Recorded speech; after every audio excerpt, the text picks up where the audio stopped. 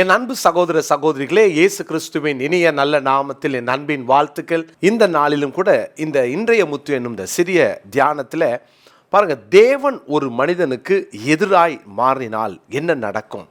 ஆண்டவர் ஒரு மனிதனுக்கு எதிராக மாறவே கூடாது. நம்ம யார் வேணாலும் நமக்கு எதிரியாக மாறலாம், ஆனால் தேவன் ஒரு மனிதனுக்கு எதிரியாக சத்ருவாக மாறிவிடவே கூடாது. பிரியமானவர்களே, இதில் ரொம்ப கவனமாக இருக்க வேண்டும். நம்ம இந்த நாட்களில் பலருடைய வாழ்க்கை தேவனை எதிர்த்து, தேவன் அவர்களுக்கு சத்ருவாக அல்லது எதிராளியாக மாறி ஆண்டவர் அங்கே கிரியை செய்யும் பொழுது உண்மையில் அது ஒரு பரிதாபமான காரியமாக இருக்கிறது. அதனால் இன்றைக்கி தேவன் உங்கள் வாழ்க்கையில் உங்களுக்கு சத்ருவாக இருக்கிறாரா அல்லது உங்களுக்கு சிநேகிதனாக இருக்கிறாரா? இன்றைக்கி நம்ம அதை கொஞ்சம் தியானிப்போம். ஏசாயா தீர்க்கதரிசன புஸ்தகம் 63ஆம் அதிகாரம் 10ஆம் வசனம். ஏசாயா 63:10 வாசிக்கிறேன். அவர்களோ கலகம் பண்ணி அவருடைய பரிசுத்த ஆவியை விசனப்படுத்தினார்கள், அதனால் அவர் அவர்களுக்கு சத்ருவாய் மாறி அவரே அவர்களுக்கு விரோதமாய் யுத்தம் பண்ணினார். இஸ்ரவேல் ஜனங்கள் தேவனுக்கு விரோதமாய் கலகம் பண்ணினார்கள். அது மாத்திரமல்ல, தேவனுடைய பரிசுத்த ஆவியை விசனப்படுத்தினார்கள். இதனால தேவன் அவர்களுக்கு சத்ருவாக மாறினார் என்று பார்க்கிறோம். ஆண்டவர் தேவனுடைய ஜனங்களுக்கு, தம்முடைய சொந்த ஜனங்களுக்கு சத்ருவாக மாறி அவர்களுக்கு விரோதமாக யுத்தம் பண்ணினது. அப்போது இந்த ரெண்டு வார்த்தை உண்மையில் நம்மளை ரொம்ப டிஸ்டர்ப் பண்ணுகிற ஒரு வார்த்தை. யோசித்து பாருங்களேன், நம்ம வீட்டுக்கு, நமக்கு, நம் குடும்பத்துக்கு தேவன் சத்ருவாக மாறிட்டார்னா நம்ம எங்கே போவோம்? யார்கிட்ட போவோம்? ஒரே அடைக்கலப்பட்டணும் அவர் மட்டும்தான், கர்த்தர் தான். அவரை விட்டுட்டு அவரே நமக்கு எதிராக நின்றுட்டார்னா ஒருவேளை உலகத்தில் இப்போ நான் நிற்கிறேன்ப்பா அப்படின்னு சொல்லலாம். சிலர் பாருங்களேன், கடவுள் வேணாம், எனக்கு கடவுளே தேவையில்லை அப்படின்னு அவர்கள் கோஷம் இடுவார்கள், அல்லது அவர்கள் கடவுளை நம்ப மாட்டாங்க. இப்படிப்பட்ட கூட்டம் இருக்காங்க. அவர்களுக்கு அவர்களை போன்றவர்கள் அவர்களுக்கு துணையாக நிற்பார்கள். ஆனால் எவ்வளோ நாள் துணையாக நிற்க முடியும்? யோசித்து பாருங்கள். எவ்வளவு காலம் அவர்களுக்கு துணையாக நிற்பார்கள்? கொஞ்ச காலத்தில் அவங்களும் மாறிடுவாங்க. அருமையான தேவனுடைய பிள்ளைகளே, தேவன் நமக்கு எதிராக நின்றுட்டா நம்ம எங்கேயும் போக முடியாது, எதையும் சாதிக்க முடியாது. நீங்கள் சங்கீதங்களின் புஸ்தகம் 92ஆம் சங்கீதத்தில் 9வது வசனத்தில் பாருங்கள். 92ஆம் சங்கீதம் 9ஆம் வசனம். கர்த்தாவே, உமது சத்துருக்கள் அழிவார்கள், உமது சத்துருக்கள் அழிந்தே போவார்கள், சகல அக்கிரமக்காரரும் சிதறுண்டு போவார்கள், உமது சத்துருக்கள் அழிந்தே போவார்கள் என்று வாசிக்கிறோம். இந்த நாட்களில் தேவன் ஒரு மனுஷனுக்கு எப்போ சத்ருவாக, எதிரியாக மாறுவார்? எப்போ அப்படி மாறுவார் அப்படின்னா அந்த மனுஷன் எப்படி இருந்திருக்கணும்? யோசித்து பாருங்களேன். நல்ல சிநேகிதராக இருக்கிற நம்ம யாரோ ஒருத்தர்கிட்ட சிநேகம் பாராட்டுறோம், அவங்களுக்கு திடீர்னு நம்ம விரோதமாக நின்றுட்டோன்னா என்ன காரணம்? நமக்கு பிடிக்காத ஏதோ ஒன்று அவங்க வாழ்க்கையில் நம்ம பார்த்துருப்போம், அல்லது நம்ம வெறுக்கிற ஒன்றை அவர்கள் செய்திருப்பார்கள். எனவே நம்ம அவங்களுக்கு எதிராக நிற்போம். அதாவது வேண்டான்னு அவாய்ட் பண்ணுறது வேற, எதிரியாக மாறுவது வேற. இப்போ தேவன் அவருடைய ஜனத்துக்கு சத்ருவாய் மாறினார் அப்படின்னா அவங்கள அறவே வெறுத்து ஒதுக்குவதற்கு சமம். என்ன காரணம் பாருங்க. முதலாவது 1 சாமுவேல் 28ஆம் அதிகாரத்தின் 16ஆம் வசனத்திலிருந்து சில வசனங்களை நான் வாசிக்கிறேன். அதற்கு சாமுவேல், கர்த்தர் உன்னை விட்டு விலகி, சவுலை பார்த்து சொல்றார், உனக்கு சத்ருவாய் இருக்கும்போது நீ என்னிடத்தில் கேட்பானேன்? கர்த்தர் உன்னை விட்டு விலகி நீ சத்ருவாய் இருக்கும்போது. அடுத்தது பாருங்களேன், கர்த்தர் என்னை கொண்டு சொன்னபடியே செய்து முடித்து ராஜ்யத்தை உன் கையிலிருந்து பறித்து அதை உன் தோழனாகிய தாவீதுக்கு கொடுத்து விட்டார். நீ கர்த்தருடைய சொல் கேளாமல் அமலேக்கின் மேல் அவருக்கு இருந்த கோபத்தின் உக்கிரத்தை தீர்க்காமலும் போனபடியினால் கர்த்தர் இன்றைய தினம் உனக்கு இந்த பிரகாரமாய் செய்தார். அப்போ இந்த இடத்துல சவுலுக்கு கர்த்தர் சத்ருவாக மாறிவிட்டார் அப்படின்ற ஒரு செய்தியை நாம் பார்க்கிறோம். எப்போ அப்படின்றதையும் அங்கே நாம் வாசிக்கிறோம். நீ கர்த்தர் உன் கையில் அந்த அமலேக்கியனை, ஆகாக் என்ற அரசனை உன் கையில் கொடுத்த போது நீ அவனை மேற்கொள்ளாமல் அவனை நீ தப்ப விட்டாய். தேவனுக்கு அது ஒரு மிகுந்த கோபமாக இருக்கிறது. ஆண்டவர் பாருங்க, ஒரு பொறுப்பை சவுலை நம்பி கொடுத்த பின்பு இந்த சவுல் அந்த பொறுப்பை தட்டி கழிக்கிறான். அந்த சவுல் அந்த பொறுப்பை அவன் நிறைவேற்ற தவறிவிட்டான். நீங்கள் 1 சாமுவேல் 15ஆம் அதிகாரத்தில் தான் 2ஆம் வசனத்தில் சேனைகளின் கர்த்தர் சொல்லுகிறது என்னவென்றால், இஸ்ரவேலர் எகிப்திலிருந்து வந்தபோது அமலேக்கு அவர்களுக்கு வழிமறித்த செய்கையை மனதிலே வைத்திருக்கிறேன்.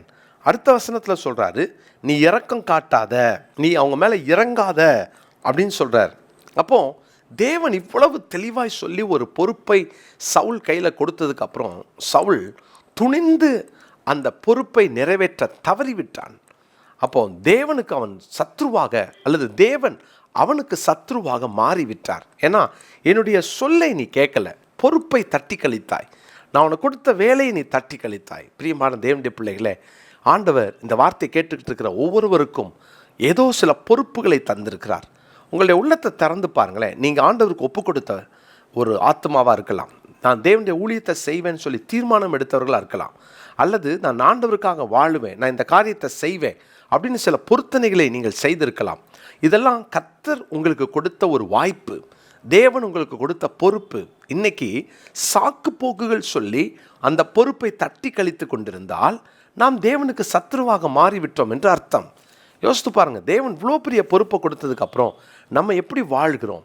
2 சாமுவேல் 11ஆம் அதிகாரத்தில் தாவீதுக்கும் இது நடக்குது.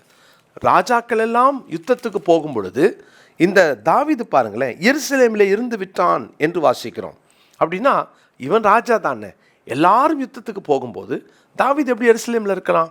அப்படின்னா தேவன் அவனுக்கு கொடுத்த பொறுப்பை தட்டி கழித்ததினாலே அப்போ தேவனுடைய கிருபை அவர்களை விட்டு விலகுகிறது, தேவனுக்கும் அவர்களுக்கும் இருந்த நல்ல உறவு உடைகிறது.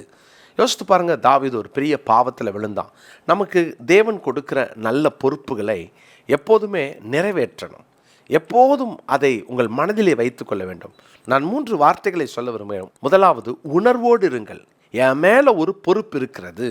இந்த உணர்வு என்னைக்கு போயிருச்சோ அன்னைக்கு நம்ம பொறுப்பை நாமும் தட்டி கழிக்கிறவர்கள் என்று அர்த்தம். உணர்வோடு இருங்கள். என் மேலே ஒரு பொறுப்பு இருக்கிறது. ஆண்டவர் எல்லா ரட்சிக்கப்பட்ட தேவ மனிதனும் கொடுத்த பொறுப்பு என்ன தெரியுமா? இந்த உணர்வு, நமக்கு இருக்க வேண்டிய உணர்வு என்ன தெரியுமா?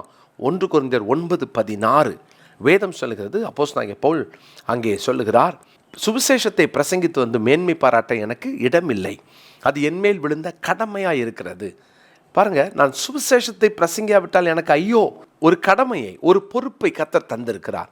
இந்த பொறுப்பை நம்ம நிறைவேற்றலைன்னா, நீங்கள் ஆண்டவருக்கு செய்த பொருத்தனை அல்லது தேவன் உங்கள் கைகளிலே கொடுத்த வாய்ப்பு, தேவன் உங்களை நம்பி கொடுத்த சில வேலைகள், இதை தட்டி கழித்து, இதை முடியாத செய்ய மாட்டேன்னு சொல்லிட்டு நீங்கள் ஒருவேளை உதறிட்டு போயிட்டுருப்பீங்க அப்படின்னா, இன்றைக்கி முதலாவது உணர்வடையுங்கள்.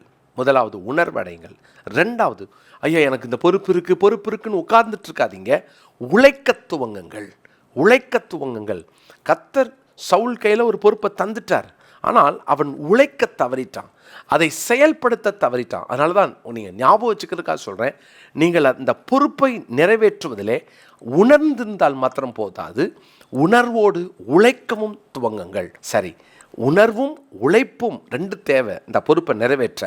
3வது, ஊக்கமாக ஜெபியுங்கள். தேவ சமூகத்தில் நான் என்ன செய்யணும்? அதே அமலேக்கன் தான் 1 சாமுவேல் 30ஆம் அதிகாரத்தில் தாவீதின் உடைமைகள்லாம் கொள்ளையடிச்சிட்டு போன போது தாவீது அழுது புலம்பும் பொழுது என்ன நடந்தது தெரியுமா? கர்த்தர் அமலேக்கனை திரும்ப தாவீதின் கையில் ஒப்பு கொடுத்தார். நான் போகட்டுமா ஆண்டவரே? ஸோ உணர்வடைந்தான். நான் தண்டை பின்தொடரட்டுமா?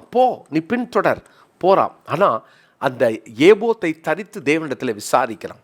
அப்போ ஊக்கமாக ஜெபியுங்கள், உழைத்திருங்கள். 2வது, 3வது, நீங்கள் உணர்வோடு வாழுங்கள். இந்த வார்த்தை கேட்கிற தேவ பிள்ளைகளே, ஒவ்வொருவர் வாழ்க்கையிலும் தேவன் ஒரு பொறுப்பை தந்திருக்கிறார். இதுவரைக்கும் தட்டி கழிச்சிருக்கலாம். தேவன் அப்படி பொறுப்பை தட்டி கழிக்கிறவர்களுக்கு எதிராக மாறிவிடுவார். தேவன் நமக்கு சத்ருவாக மாறிட்டு எங்கே போக முடியும் நம்மளால்? யோசித்து பாருங்கள். நீதிமொழிகளின் புஸ்தகம் 31ஆம் அதிகாரத்தின் 27வது வசனத்தை நான் வாசிக்கிறேன். அவள் சோம்பலின் அப்பத்தை புசியாமல் தன் வீட்டு காரியம் எப்படி நடக்கிறது என்று கண்ணோக்கமாக இருக்கிறாள். என்ன அழகான வார்த்தை இல்லை? இதனால் இந்த பொறுப்பை நிறைவேற்றுவதனால் அவள் கிடைச்ச ஆசீர்வாதம், அவள் பிள்ளைகள் எழும்பி அவளை பாக்கியவதி என்கிறார்கள். அவள் புருஷனும் அவளை பார்த்து அநேகம் பெண்கள் குணசாலிகளாக இருந்ததுண்டு, நீயோ அவர்கள் எல்லாருக்கும் மேற்பட்டவள் என்று அவளை புகழ்கிறான். பிரியமானவர்களே, நீதிமொழிகள் 31:27 இன்னைக்கு மனப்பாட வசனமாய் குறித்து கொள்வோம். நீதிமொழிகள் 31:27, அவள் சோம்பலின் அப்பத்தை புசியாமல் தன் வீட்டு காரியம் எப்படி நடக்கிறது என்று கண்ணோக்கமாக இருக்கிறாள். நம்ம கொடுத்த பொறுப்பை நம்ம நிறைவேற்றுவோம், அசதியாக இராமல் ஜாக்கிரதையாக இருப்போம். ஏன்னா தேவன் நமக்கு சத்ருவாக மாறிடக்கூடாது. ஜெபம் பண்ணலாமா? நல்ல தாப்பனே, இந்த நாளுக்காக உமக்கு ஸ்தோத்திரம். எங்களுக்கு கொடுத்த பொறுப்புகள், அது குடும்ப பொறுப்பாகவோ அல்லது வேலையிலோ தொழிலிலோ ஒரு பொறுப்பை தந்திருக்கிறீர். பொறுப்பை உணர்ந்து செயல்படுத்த, பொறுப்பை உணர்ந்து நாங்கள் செயல்பட, அதற்காக உழைக்க, அந்த உணர்வோடு வாழ, அதற்காக ஊக்கமாய் ஜெபிக்க எங்களை அர்ப்பணிக்கிறோம். தாழ்த்தி உமது கரங்களிலே கொடுக்கிறோம். இயேசுவின் நாமத்தில் எங்களை ஒப்பு கொடுத்து ஜெபிக்கிறோம் நல்ல பிதாவே, ஆமென்.